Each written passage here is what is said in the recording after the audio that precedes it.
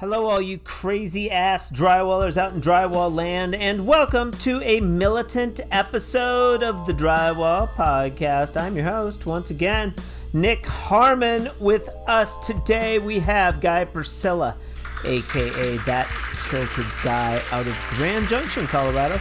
With his first appearance on the show, Guy's claim to fame was building a YouTube channel to over 360,000 followers. But he's gone even further, tackling product manufacturing with a bent for 3D printers. So we dive into his new product list, but we also talk about selling on TikTok and selling on social media for that matter, and how he got started at the early age of 8 years old. Like I said, my dad did it. He put me on drywall stilts when I was 8 years old because he used to take me to job sites and I'd be playing. And I think one day he saw me playing in a big pile of lumber with nails sticking out of it and all that. And he's like, I'm going to put the boy to work. So he brought me in and he spot the nails. Well, I was so short, I couldn't reach the nails that were 6 feet up. And yes, we had nails back then. And so he put me on them big old heavy stilts that we had back then. They weighed a ton. I could barely walk. And the very first thing that happened is I started falling backwards. Well, my uncle was waiting. He knew I was going to fall. So he caught me, stood me back up. And that's how I got started. I was doing it every day after high school. When I had a car, I would be on a job site every day for the last 2 hours, 3 hours of the work day. And, you know, my dad did it all his life, but I also saw how much it hurt him. I saw how they could barely get out of a truck sometime after a drive to a job. They'd be bent over for 2 minutes. And so I also know it can be hard on you, but.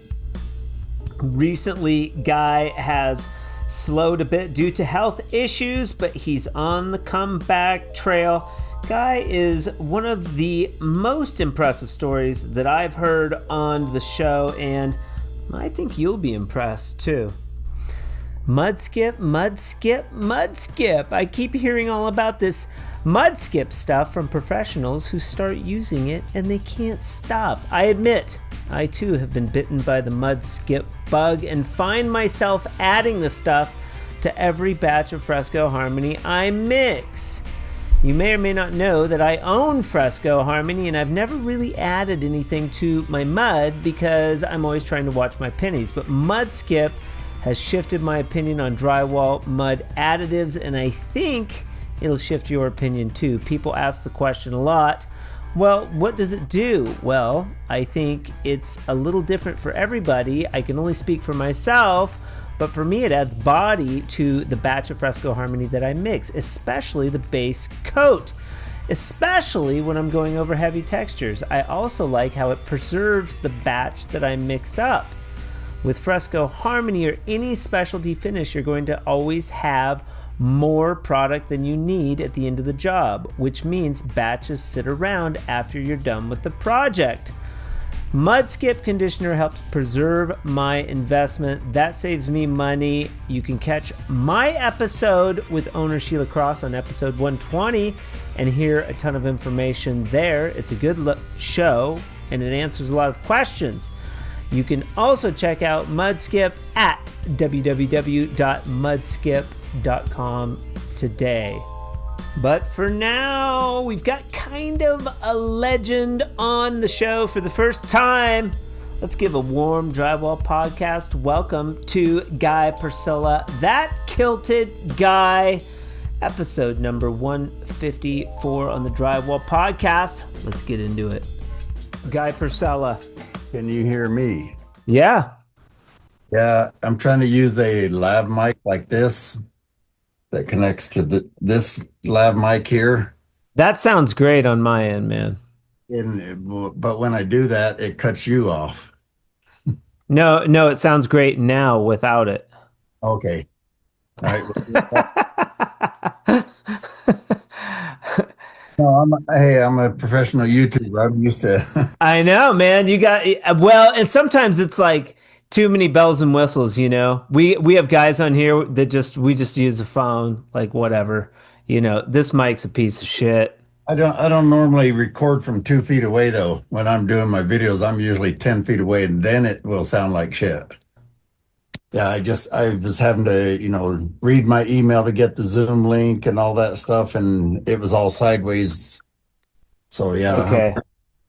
This is great. You look great over there. That's a good backdrop. You're super clear. You've got your coffee.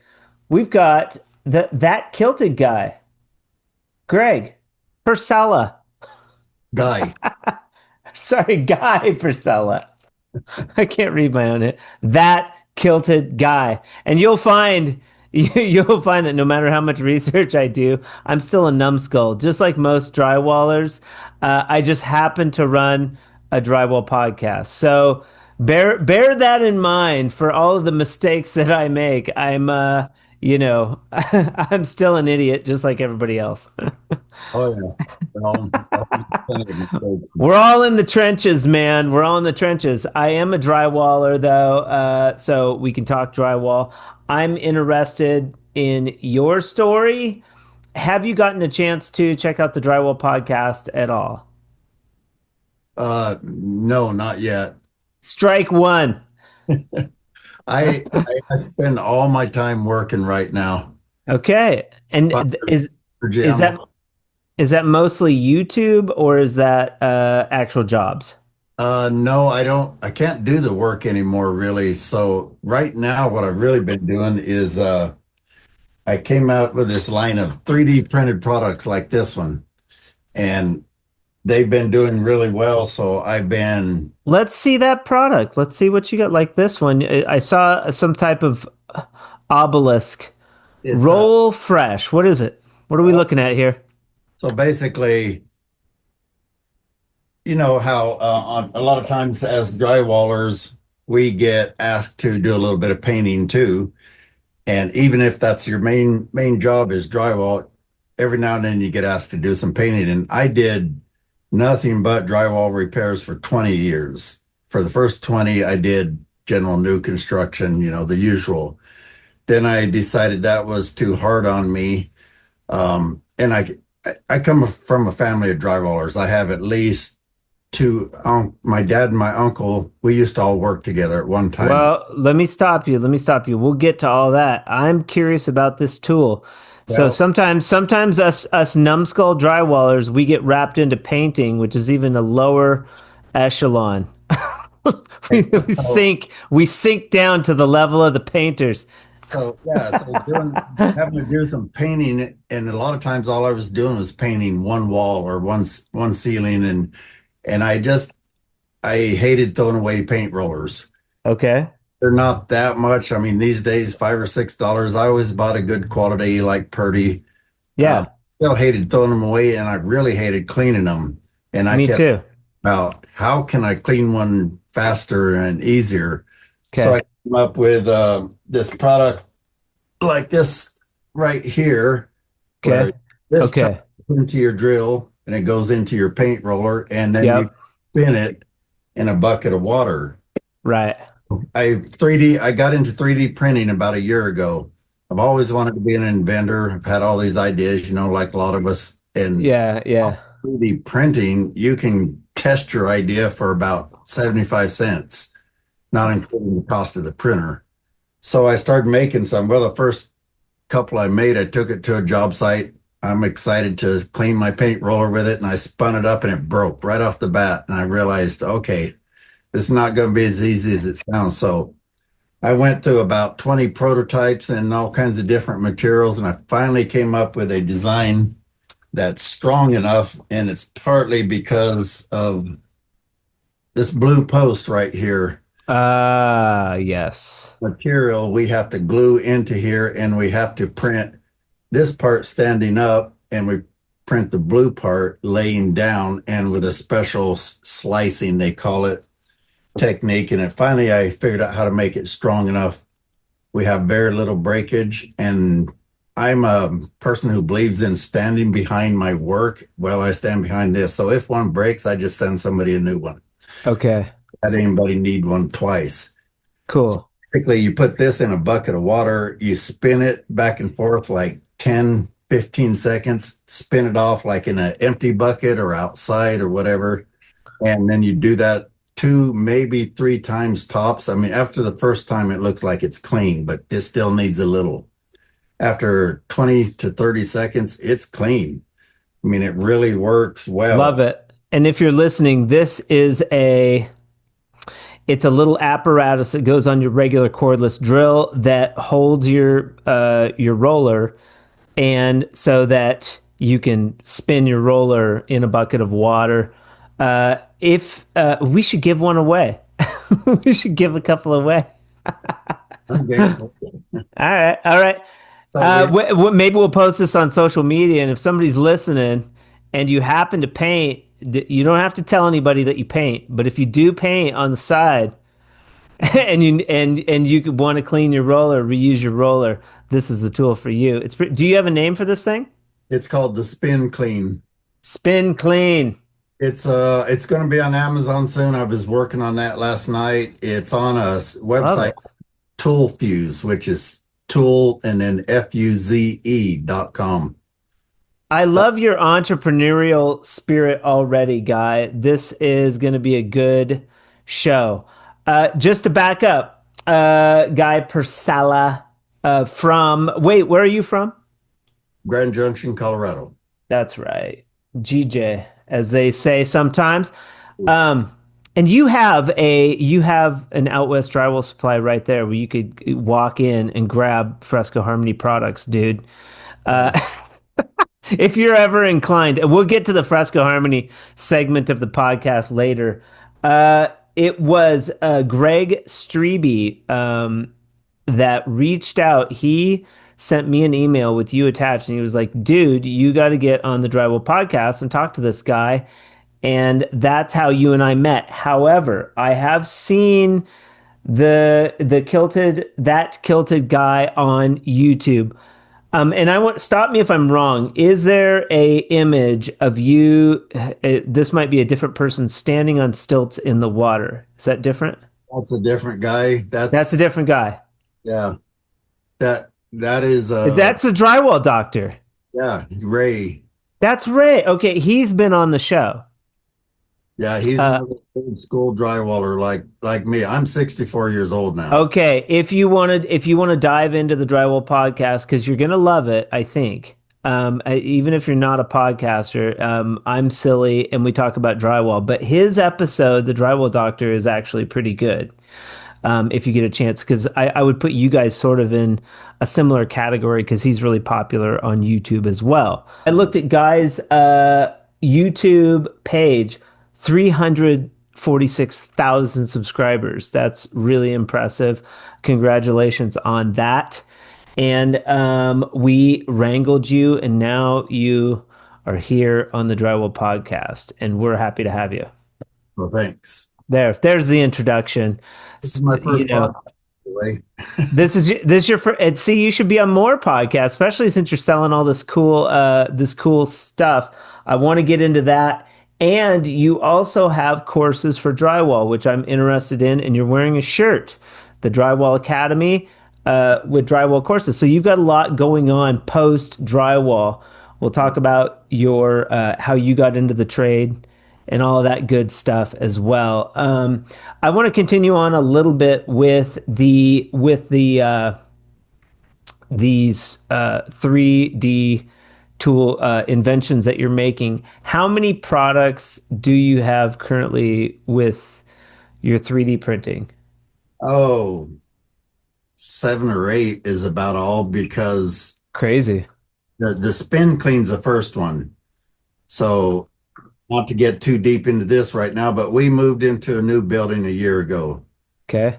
I can tell you that story. It's kind of a interesting story. We lived in an RV for a few years. We got kicked out of our last building for bogus reasons. Anyway, we moved into this. So this place has a 3,000 square foot shop, and we walk through the door and we live in the other part, which is 1,400 square feet. So it's a barn dominium style, if anybody knows what that is. Sure. I set this up now to be my YouTube studio. Well, I also launched this product a year ago, and when we launched it, it just sold like crazy for a month. We did like $6,000 in sales on that one product mainly in the first month. So this I see this as my drywall retirement because as you know, when you quit, Yeah. if you don't have some kind of retirement, a 401, an investment, something, your money just stops. We don't have a, Social Security is like nothing. So we don't really have a retirement. So I came out with this product. Well, that led to, I got to thinking, well, I'm doing painting products. So this one I just kind of showed you here. And then it has a few inside of it. I call this a painting tool bundle. So we got the spin clean we talked about. And I thought, okay, a lot of times you need to keep your paint roller wet for a day or two or longer because, you take off for the weekend and you don't always want to wash it. It's still usable. Right. Wrap it up in plastic. Yeah. It works most of the time, but a lot of times I'd come back and somebody moved it or the wind or tape came loose or something and the edge dried out. And once it does, the roller's toast. So I came out with this idea of this tube that you can just take and drop your wet roller inside of it. I designed all these, by the way, and I can't believe there isn't one already. That's so stupid simple. I love it. Sort of one, but I don't like it. It was on the Yeah. shark. And the reason I don't like it is it's this thin plastic clamshell design. It snaps together. It's not really well air sealed. It's not tough. This one's pretty tough. Okay. I saw too many disadvantages to that one, so I came out with this, and it has a little locking tab here, and these arrows even point to where the locking tab goes. You put it into place, you lock it, and it's almost airtight. I've kept a roller wet in here for a week, no problem. Okay. And I even designed it so I'm an over analytical person, so I thought, you drop this in here, the paint's going to kind of run down, it's going to pull, you're going to bring it back out, and paint's going to be oozing everywhere, dripping off the end. So I made a little raised platform about a 1/4 inch on the end, so it sits up There you out go. full of paint. Smart.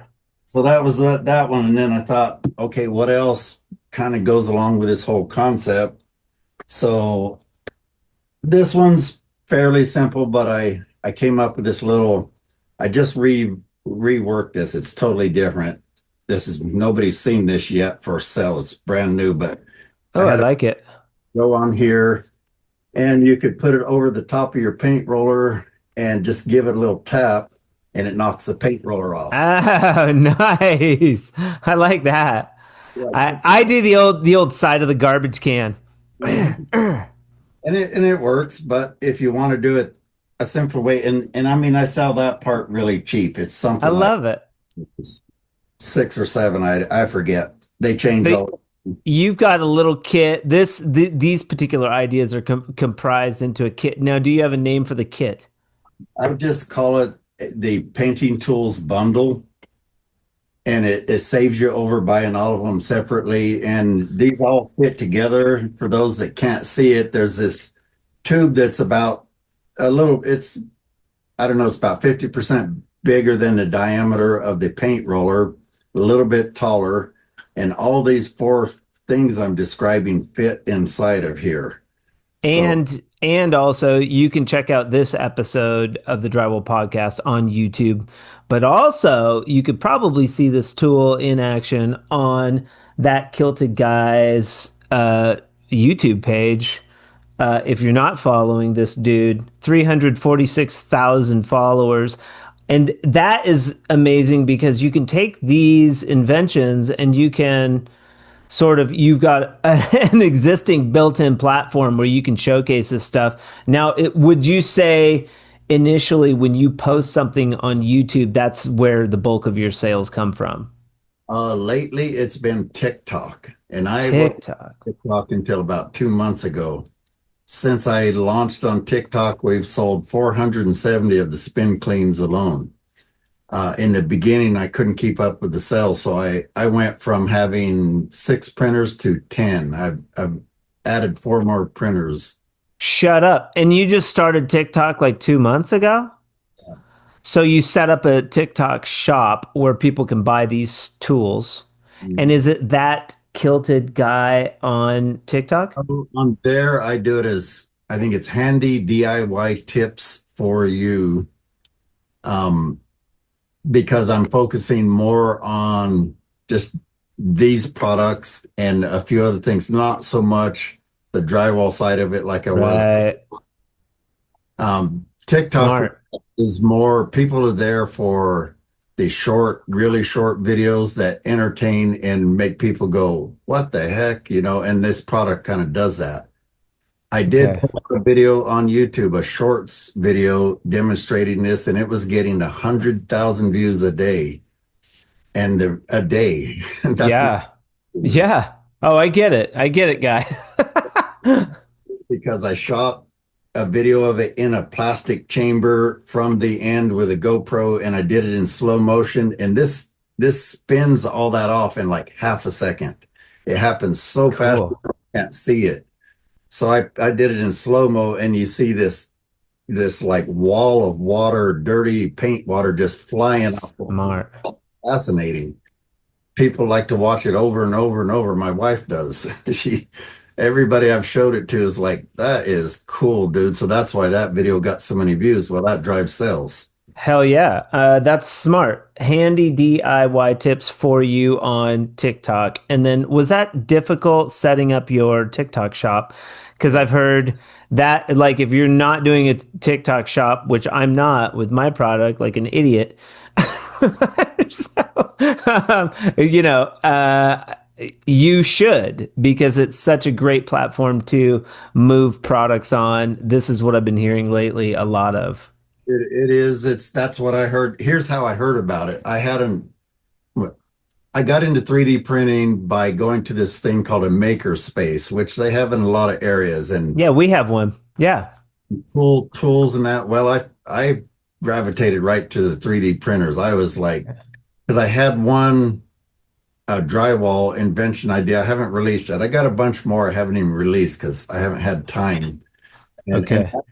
I'll tell you just briefly, that is a way to measure the thickness of your drywall texture and thinner muds so that you get it more precise. And that's more Oh, the novice. They're always asking how thick, and we go, it should be like pancake batter. Well, yeah.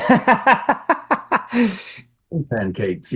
Yeah, you take your mixer and you put it in. If it drips off at a certain, if it drips off your mixer, if you get 2 drips per second every 3 minutes, that's the perfect consist. You get 2 Gatorade bottles of water. Yeah.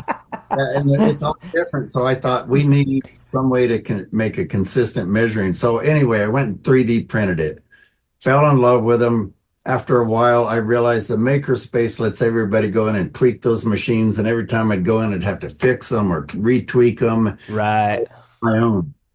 Well, pretty soon I had 3 of them, but they were giving me fits all the time. So I learned about a brand called Bamboo. That's what every pro like myself uses because they're reliable, they're easy to work on, and they're just accurate and they work. So I got one, and and I've gravitated to this 10, like I say. But anyway, I sold one of my old ones to a guy. He came by, he goes, I just buy these now and then for something. And he said, I've got 15 printers going myself, and we ship out like 70 orders a day just off TikTok. And he said he looked like he was probably 35. He said, I'm going to have my house paid off in a year or two because of all the sales we're doing. And that's when the light bulb went off about TikTok. It's like, okay, Okay. but it's not my favorite platform because Mine either. And the videos, they're picky about the videos, I know.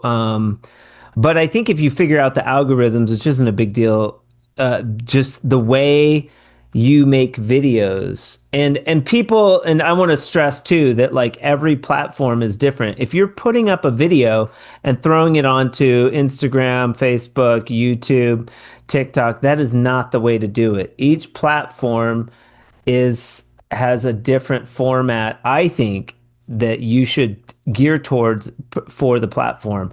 I'll post these long sort of videos on TikTok that should absolutely be on YouTube, you know. And I post short videos on YouTube that should be on TikTok.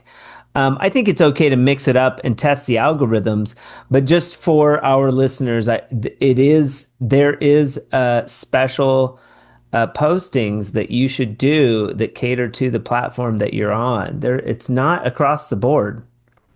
Yeah, that's why I changed my channel name because I put out some teaching videos, fairly short ones over on TikTok, and they just weren't getting any traction because I figured out TikTok is all about that sensational video, that crazy video, and Yeah, so or that product that just grabs people's attention. It's kind of like the new home shopping network in a way. right. People browse and see all these cool products and being demonstrated by us creators in clever ways that big companies can't do, because what we do as creators, the reason people gravitate towards us as companies is we build trust. I am very honest with my audience. I don't lie. Right. I don't try and sell them shit just because I want the money. I only take on products that I believe in. And so my buyers or my viewers tend to buy more products that I recommend, like on Amazon. I'm an Amazon affiliate. If I Okay. recommend this drywall tool or this construction tool, they tend to go buy that exact one because they trust me, and I try to be honest like that. So Do you carry products that are not your own on your Amazon space? Do you do anything with that or buy things to sell? Amazon, I just pick things that I think are good products and recommend them, and I get a whole 3%. It's not much, but people gravitate towards that so much that we've had months where we've made like $1,200, $1,600 just Okay.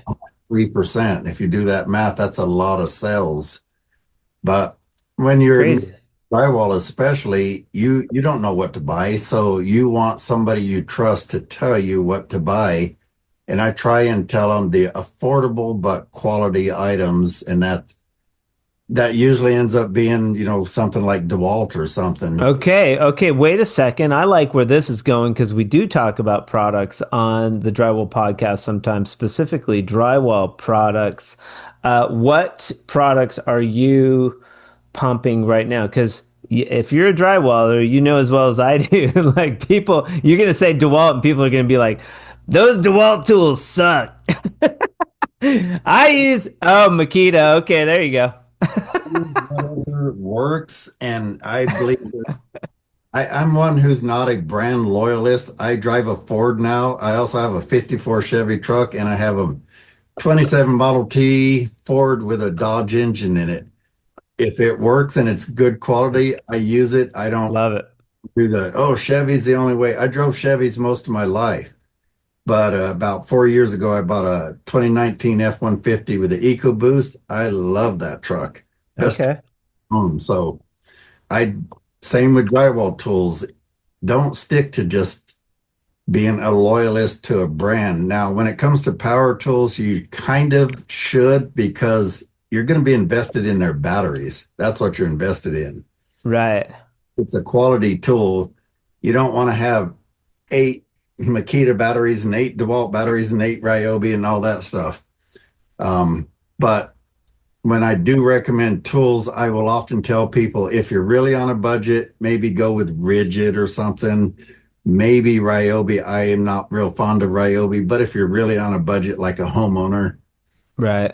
go with that. But if you're going to do it as a pro, you need to go with Makita, Milwaukee, or DeWalt. That's pretty much my rule. I like DeWalt for a lot of things. I have a Rigid vacuum. Mhm. Like, I think their shop vacs are great, but my hand tools are DeWalt, And then I have I think I have a Ryobi portable like plug-in sander or orbital sander. One or two Ryobi tools. They're not all bad. It's just if you're going to use the heck out of them, they're going to wear out faster. Absolutely. All right. Some before where I just was not happy because us pros tend to beat the crap out of them. Right. And you need something that can take that. And I've had these DeWalt tools for like, I first bought a cordless DeWalt probably 25 years ago when they Yeah. just splintered off from Black and Decker. And I've never looked back because they just hold up. I don't have any problems with them if you treat them right. Like anything, Yeah. if you beat up your tools too much, you abuse them, they're going to break down. If you don't maintain them, if they need it, I things. just started using the Tape Tech 6 inch. I really like it. I like the and something funny. I keep my 6 inch in my side belt loop, which not a lot of people do, but some people do. But most people back pocket. But I like the Dickies with the belt loop. I keep it in the belt loop, and the Tape Tech has a like girthy handle, and it stays where I put it, and it has a shorter blade. It's kind of rigid too, which I like. I've used more flexible blades, but I just like it. It's weird, you know? Here's my biggest advice. I've got a book out. I've got several. I just relaunched one that's a ebook and a published book. It's a print on demand. You can go on Amazon. It's Drywall Tools and Materials. Okay. That one's for especially for novices and upcoming drywallers that just want to know more about what tools to choose. So I go into in-depth things about quality and design. And that one of the biggest things I stress is drywall finishing, especially, is an art. An artist uses tools that fit them and Right. it has to feel right in your hand. I just took up guitar recently. It's the same thing with music. Guys, guys that have been playing for a long time can pick up one guitar and go, "Oh, this sucks," and pick up another one. "Oh man, this plays smooth." I'm a novice. I can pick them both up and go, "What? What are you talking about?" So you gotta cater to your level of skill. But if you're a beginner, you just gotta take some advice from somebody and learn to use that tool. One of my favorite drywall knives I bought 40 years ago or more. Let's see, 1982, however long that is. Yeah. Long time ago. I got two of them. I liked them so much. They were called Harrington knives. And all they are is they're 8-inch knife, but they got just this right flexibility. And they're still my favorite 8-inch knife. Because Uh, it feels right in my hand. But at the same time, you can hand me a crappy knife and I can still do a good job. It'll just fight me more and I won't like it. So skill comes down to way more than tool. yeah. It's with the guitar. If you ever go on YouTube and go watch something, Hello Kitty guitar with a pro or something. I saw one time. This guy's really good and he picks up a Hello Kitty guitar. It's probably like Yeah. He's playing Stevie Ray Vaughan. he makes it sound really good. So it's more about the skill of the user than the tool. But tools are important, but they're more about feel for a finisher. And then next is quality. It has to hold up and last. So on that note, I reached out to Level 5 Tools a few years back. They're one of my sponsors. And Okay. their whole set of taping tools because they saw that I know how to use drywall tools. And I was running drywall bazookas when I was 16 years old, and I was really good at it. I could keep two or three guys running behind me because I enjoyed it. I wanted to see how fast I could go with it. Yeah. It was a challenge. And so I've used their tools a number of times. I grew up using Ames tools. They Yeah. rented them back then. That's all you could do, I think, back then. Yeah. Yeah, because they didn't have all these other brands. So he rented the tools, and that's what I grew up using. But I've used a few other brands. But I bought a Level 5 mud box and pump, because I was doing a lot of popcorn ceiling removals. And when you do that, you almost always need to refinish the joints.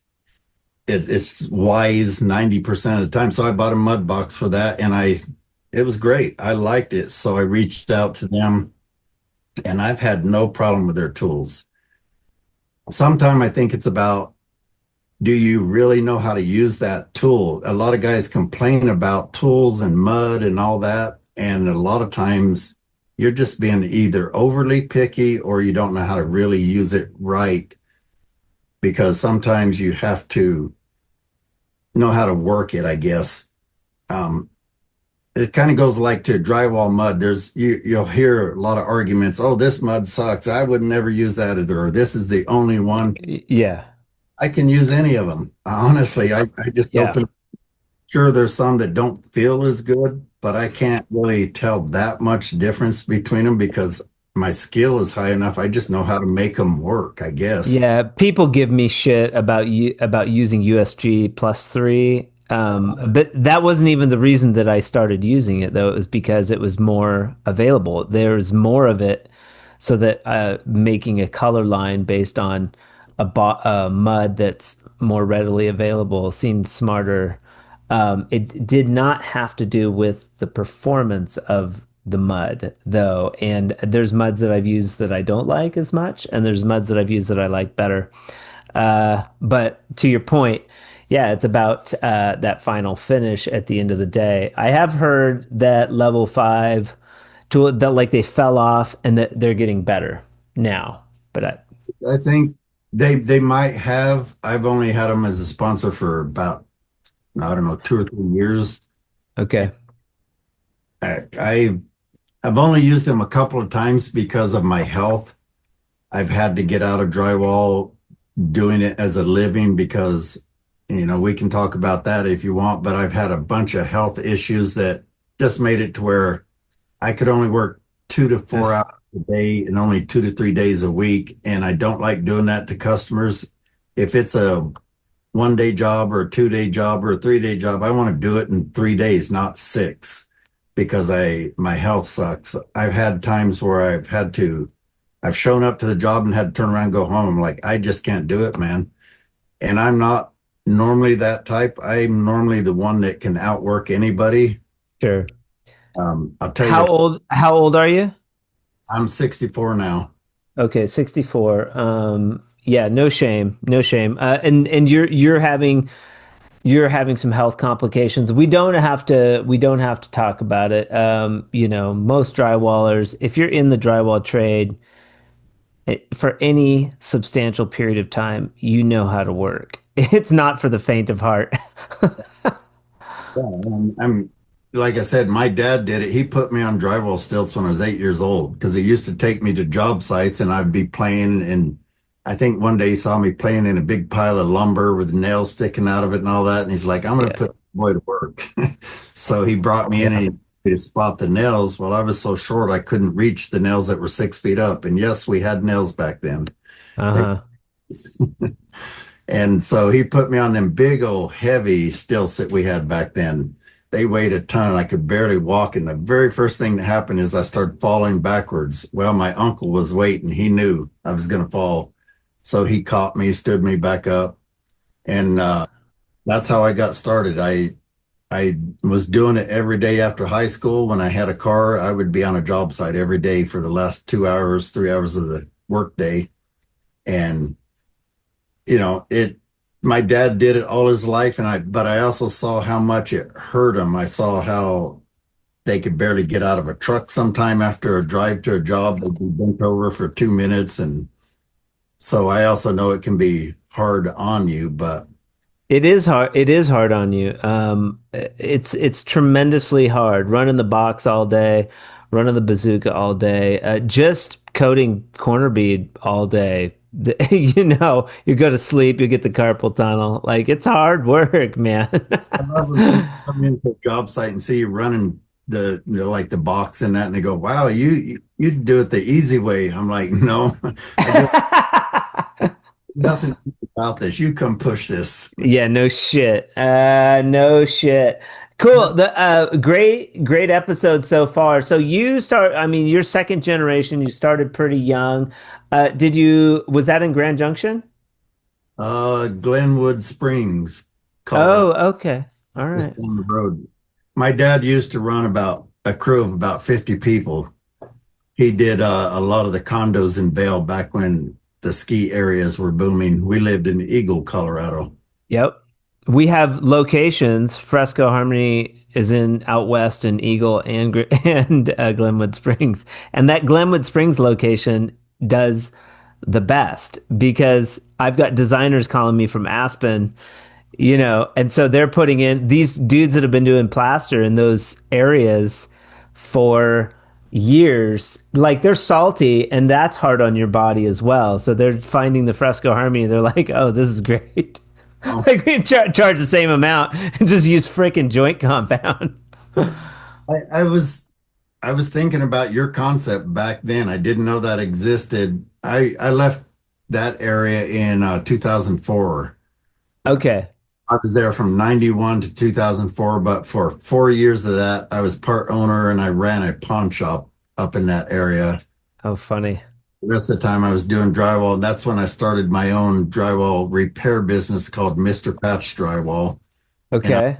was in Aspen area a lot. And I actually took a week-long faux finishing course to learn finishes that were beyond, normal. Yeah. And I had learned some pretty fancy finishes, but I just decided that wasn't for me. Yeah. It was hard to get into that market and a lot of Yep.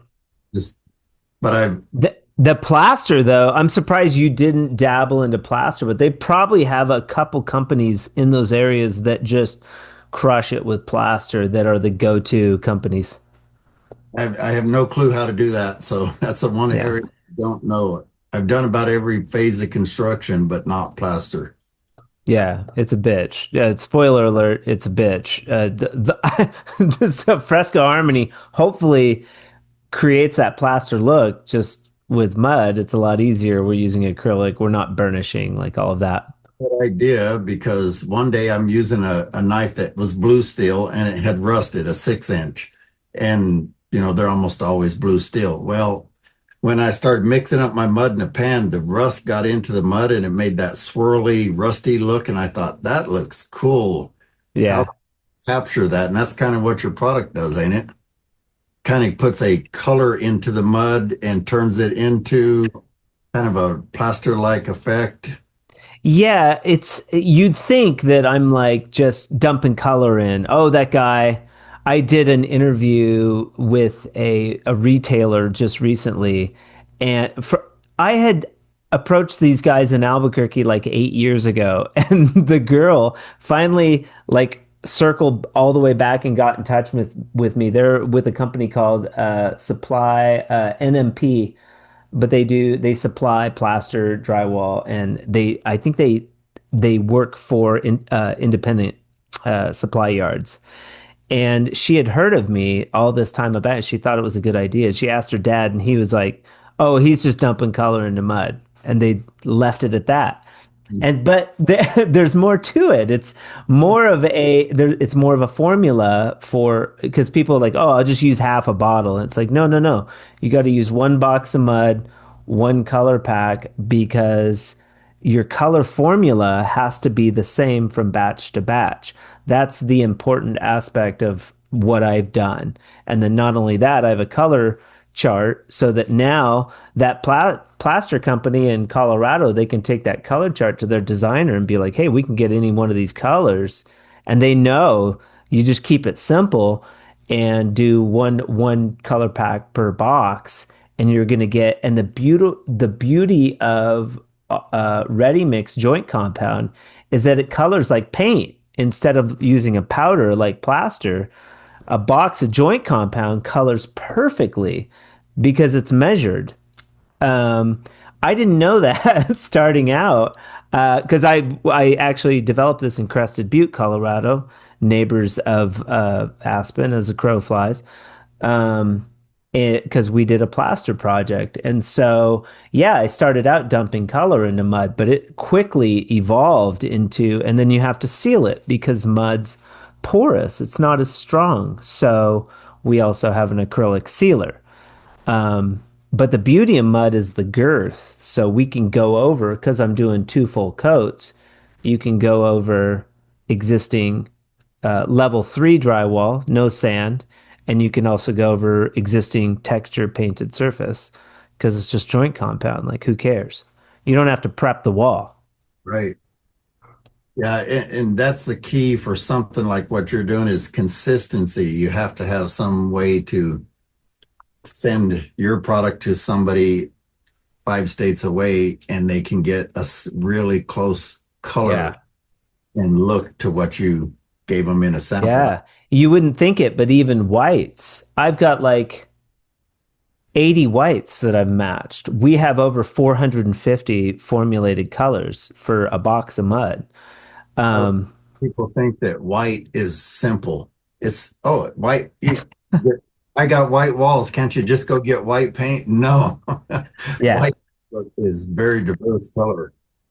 So anyway, that's a little bit about it, but that's sort of I forget how we got on that tangent, but in Glenwood Springs is a good market, and normally plaster guys are like, oh, he's using joint compound. That's stupid. That's not the way you do it. These plaster guys that do a bunch of it, they love it. They're like, yes, give me something easier. I've actually been wanting to get hold of you for a while and get a sample, but I am not quite ready yet. I'm so buried in projects because I have this Drywall Academy. I have the 3D printing business. I have the YouTube channel. I also write books, several ebooks. I've got several ebooks on my store at toolfuse.com. One is about how to improve your drywall mudding skills quickly. And I'm trying to get on top of these. I do everything myself. I shoot all my videos, edit. I do all my social media. I do all my website stuff. I design all my 3D products. And it keeps me really busy. And by the way, when it comes to those products, I also have a version for the little short rollers if you're painting.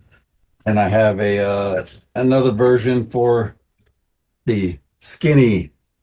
Oh yeah.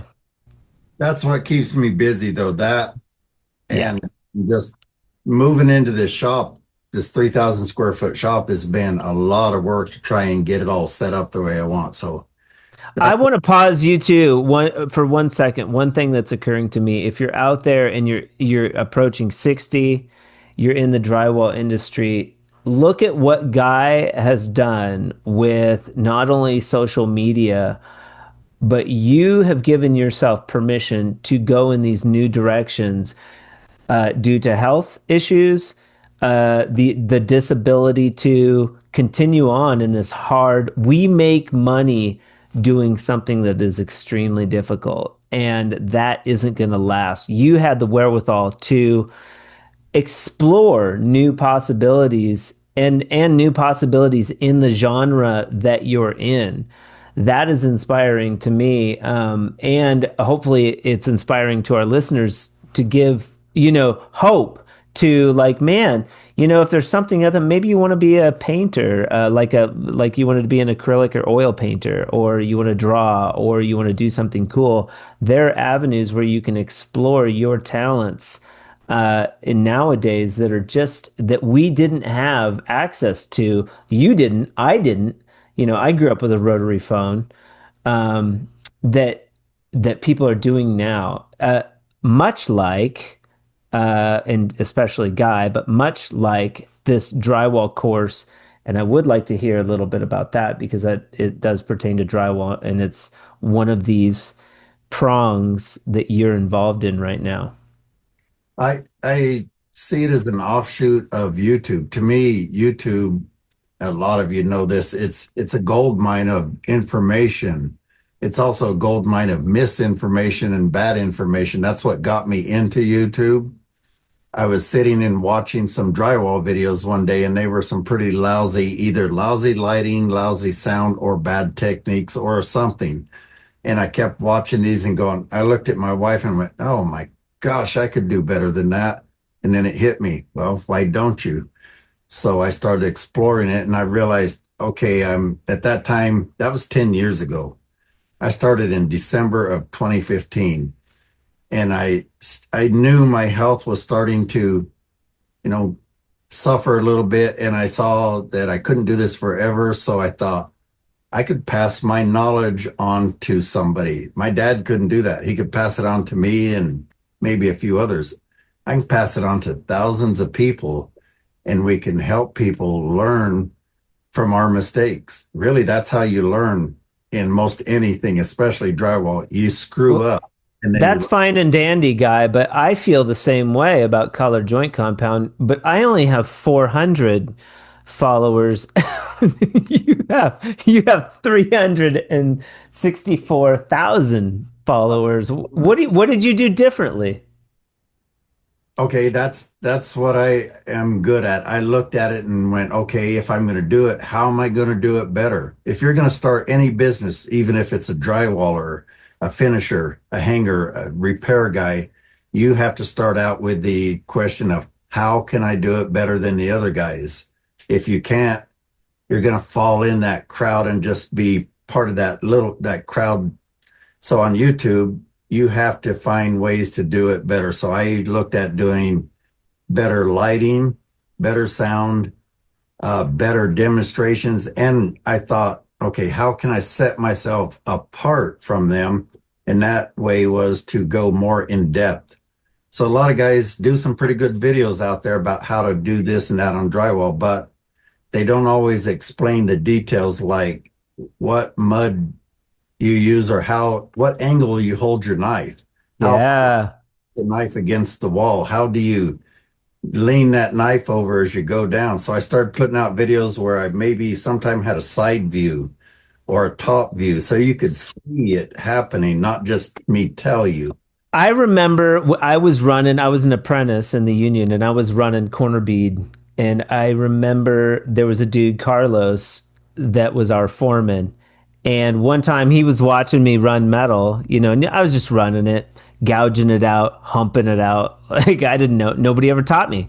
And he showed me, man, he showed me how to lay the mud on there. And then he showed me like if you tilt your blade sharp, you're going to pull just enough mud from that corner bead to the wall off that needs to be pulled off. No more, no less. You want to leave that flat and then check it with your knife. But that's all blade angle and pressure. And that was so illuminating to me. And it changed the way that I do corner bead and kind of how I think about finishing. And that was just one little thing. Yeah, it's in the details, but the bottom line comes down to experience. It's like playing a guitar. You're not going to watch one video and go, oh man, that's how you do it, man. And then all of a sudden you're good. No, you got to practice, but you Yeah. practice the right way. So same with drywall. If you're practicing the wrong way, you're not going to get any better. So I Yeah. try and break it down. I also do things like I started creating illustrations and I don't know how to do graphics. So I use a photo editing program and it actually works pretty well, but I create my illustrations showing the hump of the mud, what kind of curve you're looking for. Are you looking for a curve? And all these different illustrations that I could put in my videos that nobody else was doing. You're making these videos and you're doing instruction on YouTube. How is that different from the Drywall Academy? Also, I just wanted to clarify, Tool Fuse that's your Amazon store? It's a Shopify website. Okay. So it's just purely for where I sell ebooks, 3D or printed books and 3D printed items. And I'm going to be adding a lot more there. Just like I was working on this in the middle of the night. This is like, goes in your pegboard to identify your tools only. I printed it upside down, but I'm always coming up with ideas. So there'll be a lot more ideas going on there, but that's all that is Okay. a sword. I also have a website called thatkiltedguy.com. I don't put a lot on there right now because I just don't have time. I also have an email list and I don't add much to that because of time. So, Yeah, emails fall into the wayside for me. I generate a lot through the website because I'm more inclined to market. And then people will go to the website. But there's a lot of different ways to attack this marketing animal. It's really challenging. Not to diminish what Guy has done too. Like what you've done is because I do it. It's not only challenging, but it's like, how do I, everybody wants 360,000 followers, Guy. Not everybody has them, because maybe they're not inclined or they're doing something different or wrong, not wrong, but that it's challenging to figure out. here's probably the biggest key. I'll give you a little tip though. Subscribers don't mean squat. It's nice. I like to see the number, but I've got more like 35 million views. That's actually more important. But Okay. with subscribers, I've got 340,000 subscribers. Only about 20% of my views come from my subscribers. I'm reaching 80% new people every time I put a video out because the algorithm, if you think about all your subscribers on YouTube, you probably don't see most of their videos because the algorithm cares about what you're watching, not who you're subscribed to. So they Right. watching. If you go on YouTube and watch a monster truck video, you're probably going to see monster truck videos popping up left and right. That's what they care about. So you have to try and just think of one video at a time and put out one video that's going to appeal to a lot of people. And then the big key is how you title it and your thumbnail, because we're scrolling, we're looking for something to watch. And if that thumbnail and that title doesn't make you go, what the heck? Or Hmm. cool, you're just going to scroll on by. Yeah, so don't be afraid to post, even if you have 100 followers or 50 followers. Post because more nowadays, it used to be subscribers, but nowadays you don't know who's going to see that video that you're scared to post, or something about drywall or something new that you're inventing. I like that about social media nowadays. It's catering to the individual, people that want to see something new in the drywall and painting industry. That's cool. And this industry is not full. Some people will be like, oh, it's too saturated. If you want to work it right, you can still make a lot of money if that's your goal.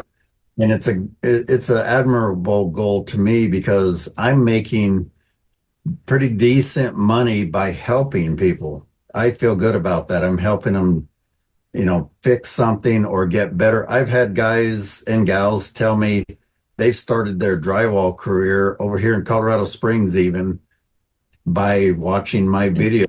And you ask, how is the Drywall Academy different from the videos? Yeah. It's different in a lot of ways. One of the reasons I came out with it is think about this. Whenever we put out a video, we have a lot of fluff, I'll call it. We got to repeat the same things because 80% of our viewers have never heard me talk before. So I have to tell them about the angle of the knife every time and the pressure and which mud I'm using and how long to let it dry. And I repeat things over and over and over on every video because I have to if I'm going to be thorough on each video. And so you're going on YouTube and you're getting this much of your drywall education when you need this much to actually understand it. But we can't do it in a 10, 15-minute video partly because we got to repeat a lot of things and we just can't. Yeah, I can't go to your YouTube page and distill a series of knowledge starting from spotting screws to running the angle head on like, Order. It's sometimes it's like learning how to skydive by jumping out of the plane and grabbing your parachute and going, okay, what do I do now? right. You watch a video, you look up, say how to repair your water damaged ceiling, and you land on it, but you didn't get the part about safe Okay. masking or how to cut it out right. We just can't That put everything that in. makes sense. The Drywall Academy is a distilled version of your information that is absorbable in a cohesive page, or is this a new? Is it a new? Do I have to subscribe? How do I get to it? Yeah, it's drywallacademy.com, and they're going to be paid courses, but you're going to get led through it step by step. So let's say you want to go learn drywall. How do you normally do it? You go get hired on with some drywall crew. Dad. Yeah. Go get hired on somewhere, and you start out sweeping floors and packing boxes of mud in I didn't touch knives For a year. touch tools for a couple of years, the push, taping tools. Yeah. All you're allowed to do is spot nails and maybe coat corner bead. And you move really slowly, but you start at the bottom and you work your way up. You learn how to mix the mud properly. You learn which materials, you learn how long it needs to dry, all those little steps. And that's what this course is going to do. It's going to start you at the very beginning and explain drywall terminology. It's going to explain tools, safety, just like you really should learn it if you were on the job, only you get to learn it faster. I do slow people down a little bit. I only give them a little bit at a time. So they get like 1 to 3 lessons a day, and then they might have to skip a few days because you don't want to try and learn it all in one day or 1 week. It's too much. You need to, just like playing guitar again, you need to learn, the strings. What's the name of the strings for the first part? You need to learn all that stuff in a logical order if you really want to be good. Yeah. You're going to miss out on some important information. And here's the other thing about a drywall course is the reason I consider myself one of the top 1% in drywall repair guys. And that's partly because I'm a perfectionist. I'm always trying to learn, and I experiment a lot, and I make a lot of mistakes, and you learn from those mistakes. And I did it for 20 years, like I said. So 20 years is a lot of drywall repairs. I've fixed 10,000, holes in the wall, and you learn every time. And now I can pass that on to people and show them, don't do this because I tried it. I made this mistake, or you can do it this way and this way and this way, and they're all fine. Just figure out what works for you. And what the other difference is, I'm going to have a lot of different levels. Right now, I've only got one, and it's not totally done, but people can get into it. It's kind of a beginner drywall finishing course. Okay. I have one on matching textures. That one's going to be fairly complicated, but That one's going to be good. The biggest thing that I see on Facebook, like groups, is how do you match this texture? That's probably the number one post that I see like regularly. You get all these different textures to match, and honestly, you could probably match any texture with a couple of good techniques. I'll tell you a little story. When I first got into drywall repairs, I was in Seattle, Washington in the Air National Guard. And by the way, I was stationed at Kirtland there in Albuquerque. Nice. Shout out to Kirkland. Lived there right at the corner of I-25 and I-40, I think it was, or I-40 and whatever the other interstate is. But yeah, I moved there and I was doing drywall hanging in that. And when I moved there, I was 4 months behind on a Camaro payment, and things were tanking in Albuquerque at that time in 1989. I tried to get hired on, let's say I was hanging a big building for this company in 1989, I was getting $9 an hour to hang drywall. And they said, okay, we're moving into the finishing phase. And I said, okay, I got to get 11 to do that. And they laid me off. So I got 4 months behind on a Camaro payment. I was repoing cars right before that. I knew I was about to get my car repoed. So I moved to Seattle. Me and my dad and my brother all did. And 2 months, I made 6 car payments. Well, while I was there, I got hired on by this big company and he hired me on as a drywall repair guy. He had a big crew and I was one of about 10 repair guys. The first job I went out and did, I repaired a big kitchen ceiling and I had to blend the texture into the existing ceiling. And I thought, I've been doing this for 15 years. I'm hot shit. And Yeah. I did it. Well, the boss called me and said, you got to go back and sand your texture off and redo it. It didn't match. I was like, oh, yeah, this is harder than I thought. So texture matching is probably the hardest thing to do with drywall repairs, Yeah. especially it. And it honestly took me 7 or 8 years to get decent at it because it's not easy. There's so many different ways to do a knockdown texture, so many different ways to do it, especially a hand texture. Everybody can do it different. It makes me think of, because I just do the colored mud stuff now. It makes me think of people are always like, how easy is it to patch? Uh, so now take like your textural element and then add just color. And I'm always like, well, it's a pain in the ass to patch. There's no plaster system on the market that is easy to patch because, like you're saying, there's so many like little variables and scenarios. Sometimes I use faux paint and I'll like faux out patches with match paint. Sometimes it depends on where it is on the wall. You can blend and sometimes you want to go just corner to corner, reskim it, reseal it.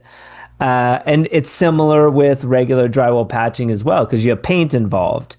But then my sales point to anyone is like, well, how hard is it to patch level 5 smooth and paint that shit? You got to go corner to corner on some of that or roll out the whole wall because that patch is gonna flash on you. So I think that is a very necessary course or one of your courses or one of your series that I would think. I was wondering if you thought about marketing to like the union, like unions. Sort of. I've been contacted by a couple companies that, like, one of them has a chain of handymen, and I won't mention their name right now, but basically it's kind of like calling yourself handyman.com, and they've got places in multiple states, and he wants to put pretty much every one of their employees through my course because Yeah. they're doing handyman stuff, and when they get done, they don't want to have to wait 2 or 3 days or a week for the drywaller to come in and then wonder if it's going to be done right, because there's a lot of people that claim to know how to do drywall repairs and they suck. Well, and if they know how to do drywall, it's $800. Like a good drywall guy ain't gonna go into that bathroom and fix your hole for less than $500. Not nowadays. It ain't Yeah. worth it. So they want to put their guys through it so they save money, they get the job done quicker, it's more predictable, and they're in and out. So I've got companies that want to put everybody through it. So we're going to be doing a basically a flat fee for the company, and then they have to purchase what's called seats, which is kind of like a pass to put one person through a course. And I'm going to have multiple different courses. I plan on having maybe 10 different courses because I'm going to have one on bidding small jobs, bidding big jobs. I've never bid many big jobs, but I worked for a guy, and I'm basically friends with a guy who has done probably $1 billion in work, and now all he does, he sold his drywall company and all he does is bid jobs. He's going to be helping me teach how to bid $1 million jobs. So I'm going to reach out and expand on some of that, but I'm going to teach how to build your business. A lot of guys don't build their business right. There's ways to do it where you get Google reviews and 5-star reviews on everywhere, and you get referrals, because you probably know some of the best work you can get is word of mouth and repeat customers. If you're not getting that, you're doing something wrong. So I'm going to teach how to build your business. I'm going to have a course for the guy that wants to know everything from what drywall mud is. Is it the stuff in the backyard you dig up, or all the way to how to bid medium-sized jobs. Somebody that wants to make a career of it, it'll teach everything along the way, including bidding, insurance things, all that kind of stuff that you need to know. So I'm going to have a bunch of different courses so that I can fill the needs of different people that they're going to come in and they just want to know this, or they want to know a bunch. So Okay. I like it. Sort of structured for the individual. I was going to ask, you probably haven't heard of him. He's out of Canada. Doug McKenzie runs the Drywall CEO Academy. I interviewed him a while back, similar, but he focuses heavily on structuring your business for success and specifically drywall businesses.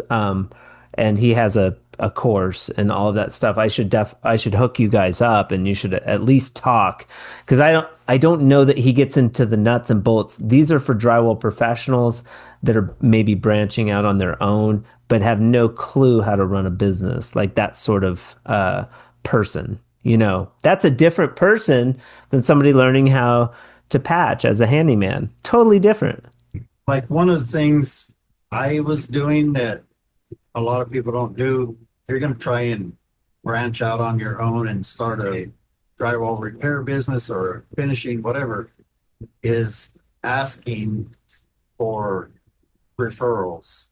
Just one step. We had this email chain that I devised. So if a customer contacted me, we would follow up with them like a day before the appointment to make sure they remembered, so you don't show up. I've had that happen too many times. You show up and they're not there because they forgot. Or after the job is done, a week later, I would send them this kind of automatic email that said, hey, thanks for having us do your work. I hope everything came out. If you got any questions, let us know. If you know anybody else that needs work like this, here's our information. We'd appreciate you passing it on. You'll get a decent amount of work just by asking for referrals. And then you can also follow up a month later and say, I forget the structure of them, but you're basically saying, just wanted to follow up one more time. And also, if you have a chance to review us on Google or Angie's List or any of them sites, here's the links below. It really helps us reach more customers. So you basically show concern that you actually want your work to look good after you leave the job. You're not there just for the money, and you're there. You also want to stand behind your work. I've had a few times I've had to go back and fix my work. Almost every time is because I was sick while I was doing it. I think I had the flu on one job and I didn't match the texture real well. I got the mud too thin. And so when it was a knockdown, so when I knocked it down, it flattened out too much, and he called me out on it. And I said, you're right. If it didn't match, I'll be there as soon as I feel better. And I fixed it for free. Yeah. You got to stand behind what you do if you want to get successful in this business. You can't. Well, and now you have a mud thinning tool that's going to help you get your mud to the proper consistency. Yeah. That's the mistake I made. But normally I would catch that. But when you're sick, you just don't pay as much attention to the details and you screw up more. Yeah. Yeah. It's like this product I sell. If it breaks, I'm going to send you a new one. I'm not going to make you pay for anything. It's just, I believe it's a quality product. The reason sometimes these break too is 3D printing is not consistent. Sometimes you get a batch that looks fine, but it's weak and you can't catch it every time, because 3D printers fail about 15% of the time. I get a lot of failed prints. You go in, it looks like spaghetti everywhere. And so it's just not a perfect machine yet. And if it fails and it's, breaks or it gives you a problem, I just give people their money back or send them a new one. And you got to do that with your business too. Yeah. I'm impressed, Guy. This is a lot, man. You've done really well for yourself. on just like beyond drywall. And that's really inspiring to me. One thing I do ask all of my interviewees is for a pearl of wisdom before you've had a bunch already, but something that you could put on a billboard to instill into your fellow drywall tradesmen about life, whatever you feel, whatever you think would be a good a good thing to leave. I think, it kind of goes back to the old saying of do unto others as you would have them do unto you. I try and live by that. If I do something to or for somebody that I wouldn't want it done to me, then I'm not going to do it. Treat people with respect, give them what they expect and more. Try and over deliver on life in general.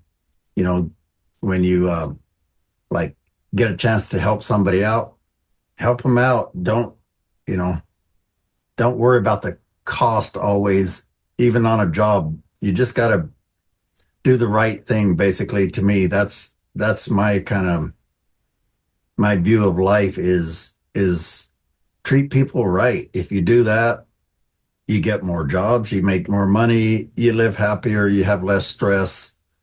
And to me, it's just the right thing to do is to treat people with kindness and respect and courtesy.